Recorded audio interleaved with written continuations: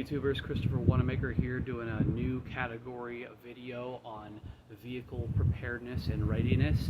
This is going to be a little different from the other one that I did.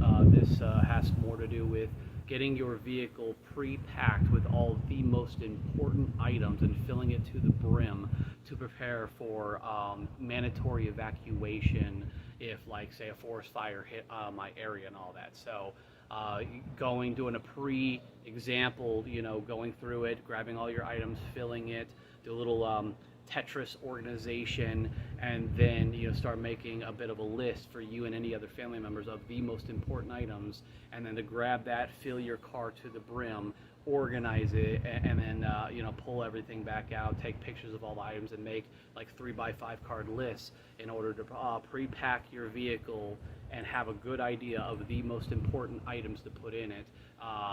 When they tell you you're on standby for your area, and then pre-pack the car, and then it's ready to go. And other than grabbing people and throw on some clothes and grabbing the last few little items, everything that is super major important for camping or survival or food or water or flashlights or anything like that, first aid and medicines and all that's already in the car. So now I'm going to grab the tripod. We're going to walk through my car inside and out and show everything what I did to give an example.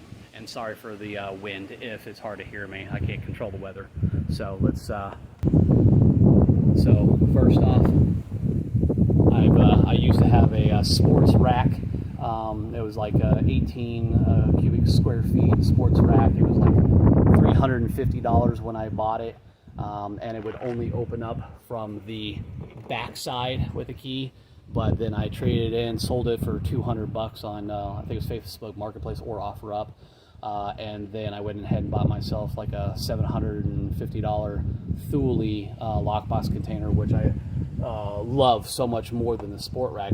I tried to buy the 18 cubic square foot one for with taxes $822 from Sports and Warehouse, but then I discovered that when I bought it, that the backside extended out too far, and then I couldn't really lift up my back trunk door. It would open about like 70% of the way and then hit the rear end of the lockbox container.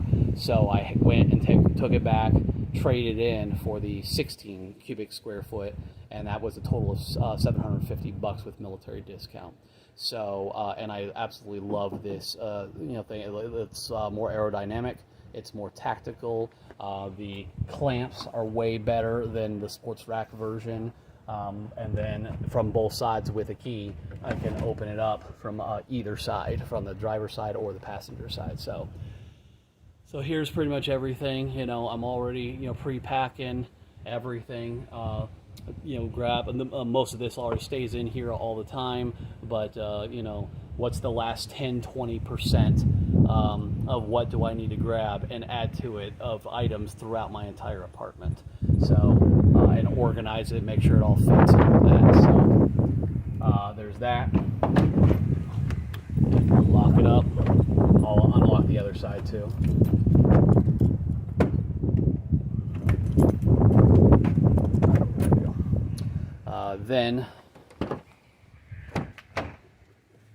So this is the passenger side for my mom,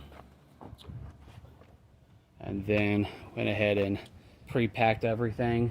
Show you in there. So it's a luggage bag of clothes. I grabbed the extra first aid thing. It's brand new from my kitchen sink. I got her like a lightweight 24-hour bug out bag I built.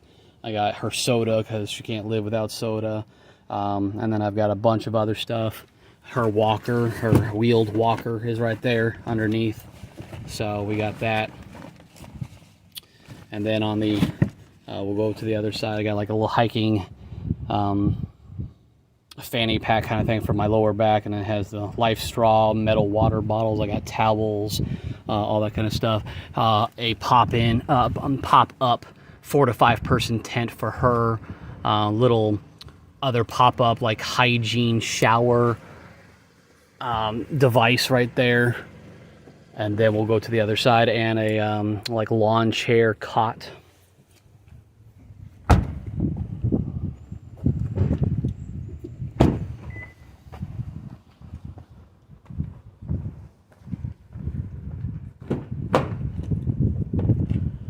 from my side. So she'll bring her water bottle, and I have a thermos.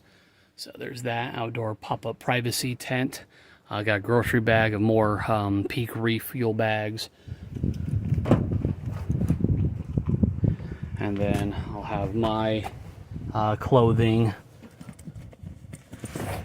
bag with all my clothing items, luggage bag, laptop, external hard drive I'll bring with me so I don't lose my computer. Bring a laundry bag so we have dirty laundry. I'm gonna pack, diapers for my mom, and then I'll get higher quality ones though. And then I've got, a camping toilet, flush and go, brand new, with its own separate compartment. And then this is a Wavion fuel gas can, 5.5 gallon or 20 liter Wavion water can with pour spout. And then, a little sleeping mat and just a twin self-inflating air mattress for my mother. So pretty much I'm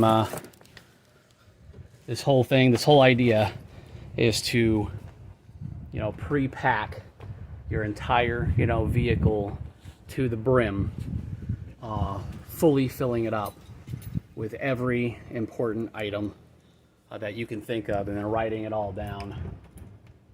And so this is like this is a test run of pre-packing your vehicle or truck or a truck bed, car, trailer, RV, whatever. I heard a couple of years ago, a fire was raging on in the hills in Clackamas, and this older married couple, they have a huge RV with a trailer attached, and they're like, all we had time to grab and pack were our pets and like a little luggage bag of some clothes and our purse and wallets and our pets, and that was it.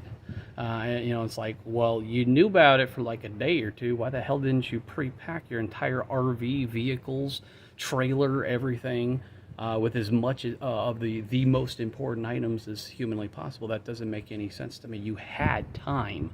If you see fire in the hills not far from where you live, start pre-packing. Start thinking ahead. When is it, like FEMA and Red Cross, when is it, or any prepper really says, when is it too late to prepare for a natural disaster? During and after disaster. When is the right time? Before it happens. Way before it happens. So that's what I'm doing. So now, other side.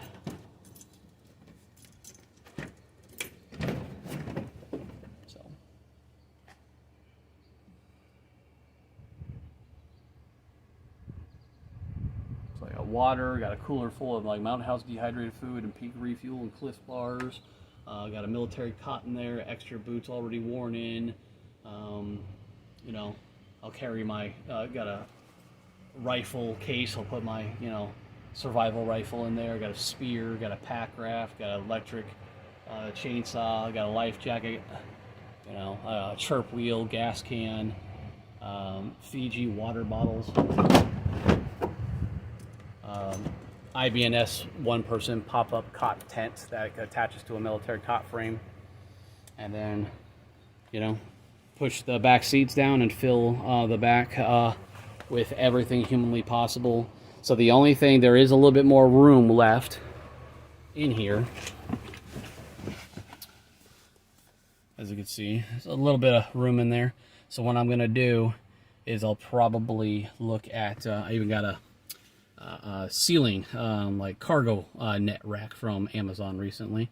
So what I'm gonna do is grab like whether Walmart bags or other little grocery plastic bags, and I'm going to try to fill every nook and cranny that I have left with pretty much just food items. So maybe like jars of peaches and pears, and more Mountain House and Peak refuel things, boxes of Cliff bars, maybe I got a 12 pack of soda of 7 Up, fill in every nook and cranny that I possibly can to bring as much with to use for like, you know, survival. Whether we're in a FEMA Red Cross gymnasium, they put us in an RV, or even we have our own campground kind of thing. You know, my mom is handicapped, so they would probably take good care of us. I'm an Army veteran, slightly disabled as well, so you know, we'd probably get, you know, some kind of handicap special treatment, disabled treatment. But otherwise, if we really, really needed to, if, like, you know, their helpful center, their I forget, I don't know what they call it, you know, gymnasium or whatever, if it's overfilled to capacity, and we need to camp outside on a, you know, football field or something, or some kind of yard, a grass area, then, you know, we have tons of preparedness items to be able to do so, you know. So that is pretty much, I think, all that I have. I know this is a very, you know, unusual video, but the whole idea is, you know, in the military, we get brand new soldiers in, and, you know, we don't just immediately deploy and they've never been trained with their gear and equipment. You know, that old saying, you know, it's better to have and not need than to need and not have. You know, having a bug out bag and emergency preparedness gear is good, but knowing what you have and how to use it is something very, very important that you should do. So, you know, field test it and all that, pre-pack, have a plan, create a list of every important item for every person and pet that's in your household, and, you know, take a day to, you know, grab everything, load it up, make sure it all fits. How can you fit it in your vehicle or trailer or whatever, RV, and pre-pack everything, so that way if you're in a possible natural disaster danger zone, you grab all the most important things, you think ahead, you write it all down, and then you do a practice run, pretty much. You do a mock run, a mock board almost, you know, but you do a practice run and fill it all up, and you know, organize it and to be a little Tetris and all. Take snapshots with your phone as well, in order to how did you fit everything. You know, you have the list, now you bring it outside, and you know, and how did you fit it all in there before, you know.